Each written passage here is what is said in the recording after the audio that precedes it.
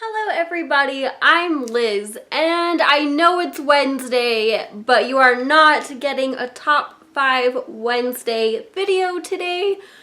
One, because honestly I need the book recommendations for those non-westernized books, because I can really only think of 3 off the top of my head. And the other reason is this has been a topic that I've really wanted to discuss with you guys, especially due to the books I have recently finished, and all in all books that I've just read this year. So I want to reach out to you guys. Please let me know down below in the comments just what are your favorite things about bookish relationships, things that you absolutely love and need when you're reading a story. What are those quirks and nuances that you just absolutely love? And then also tell me just what you absolutely hate. What are some of your pet peeves in bookish relationships? What makes you automatically say nope to a relationship? And just things that you just don't really care for, even in relationships that you love and adore. So I decided to split up my absolute loves of a relationship into 5 categories. We have communication, mutual respect, affection, complementary opposites and similarities, and then consent. I have to say the main most important things for me in a story are definitely communication and consent. Those are the top tier in what I need to ship a relationship. And I'm okay with the other 3 aspects kind of growing and happening along with the story, but I expect them to be there by the end of that book or book series. And so obviously my pet peeves are going to be polar opposites of that, so I'm going to lead to some examples as I talk about them. So first, right off the bat, we'll talk about communication. I absolutely love it when characters communicate their thoughts and their feelings to each other.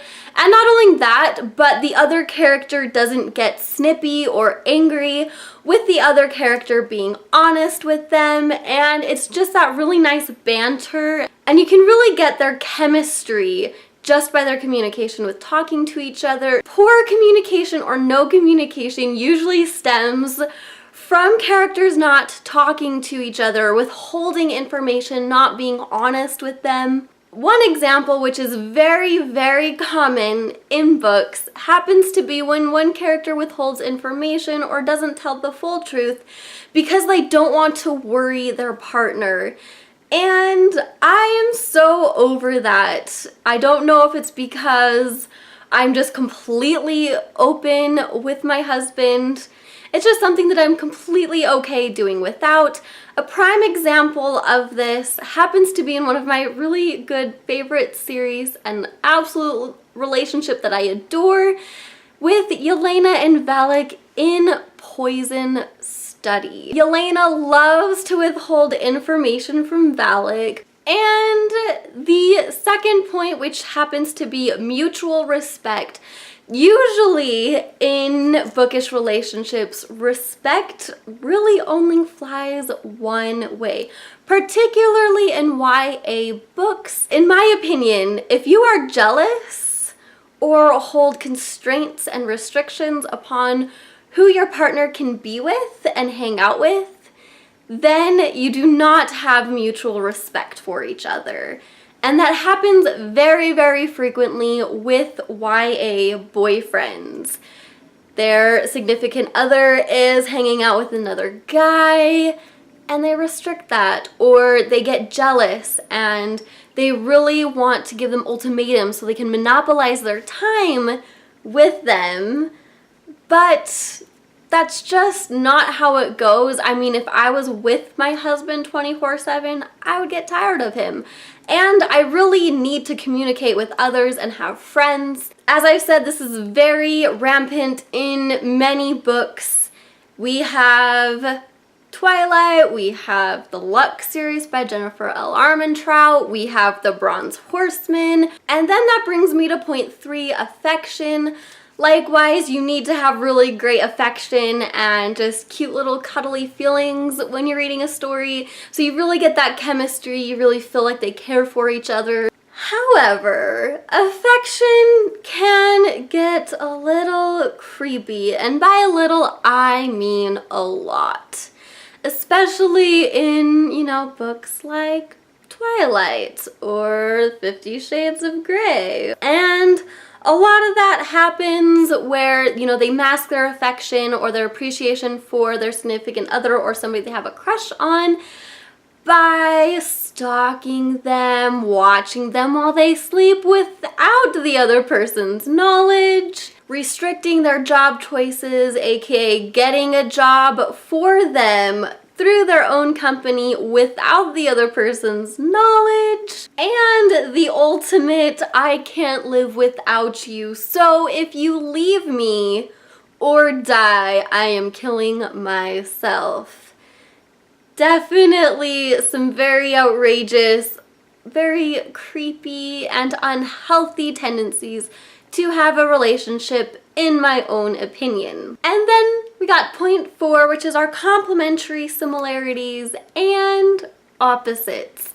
I really like when characters aren't 100% similar and they have these opposites that really kind of just bring them together, but glaring opposites that just sound kind of wonky and fishy and just that they don't really make sense, or they're just frustrating because they're super tropes when it comes to bookish relationships. I honestly could do without. This is particularly evident in the Bronze Horseman, where we have Alexander, this brawny, tall, muscular, very masculine type figure, and then we have Tatiana, who's petite and self-conscious and quiet and just really like she doesn't know what to do with herself. And we gotta mention that the book loves talking about her huge rack, which totally, that's an issue for another time. They're such glaringly opposite that it made it seem like, why are they together and how do they get along? And we have the last point, which happens to be consent, which is a huge deal, guys. We need to talk about consent, what consent means, and what consent doesn't mean. And I feel like books need to get on that bandwagon where there's that check-in, that like mental, like, hey, are you good? Are you fine? Whether it be emotional or physical, there's different parameters to consent in relationships. It doesn't just have to be on a sexual type nature, which is why it ties so heavily with communication and why it is absolutely important for me, because consent in relationships is just 100% necessary.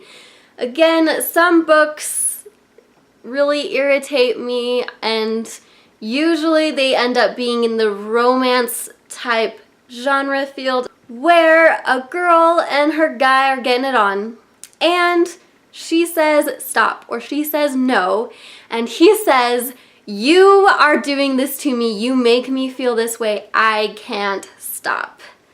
That is grounds for me totally saying a big ass nope to a story and a relationship. I don't care if she is joking or if she's being silly or anything like that. As soon as she says no, you gotta backpedal and or stop. You got to wait until she says a firm yes. And just when you thought I was done talking about my pet peeves, I gotta talk about everybody's pet peeve.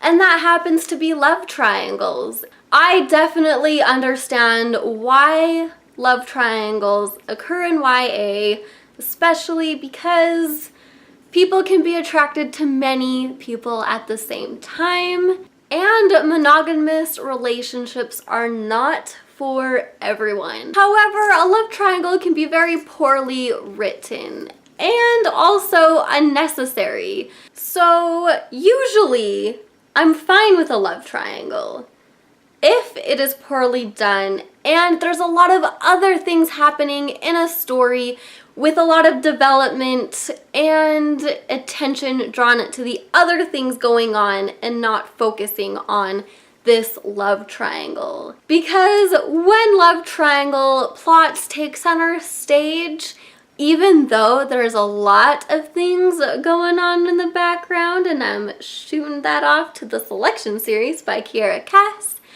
it feels just totally out of place. I really want to hear more about this inner country turmoil or more about character backstories and character backgrounds than this love triangle that really just shouldn't be there in the first place. Anyway, so I definitely love talking about relationships. So thank you guys for sticking around to the end of this video, and I hope to see you guys again, whether you do so by liking this video or subscribing. And please, please, please leave me some comments in the comment section below. Anyway, until next time, goodbye!